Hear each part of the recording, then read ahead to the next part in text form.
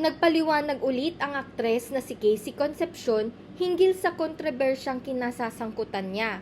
Ito yung pag-unfollow niya sa stepdad na si Kiko Pangilinan at stepsister na si Frankie sa Instagram. Nagpadala ng statement si Casey sa programang Fast Talk with Boy Abunda at dito niya nilinaw na kahit nag-unfollow siya sa IG, hindi naman daw mawawala ang pagmamahal niya para sa stepdad. Forever grateful din daw siya sa kanyang stepfather, pero mas gusto niyang mag-focus sa sarili niyang kaligayahan at lumayo muna sa mga kanegahan. Naniniwala rin si Casey na darating ang tamang panahon na maaayos din ang personal na problema at issue nila sa pamilya.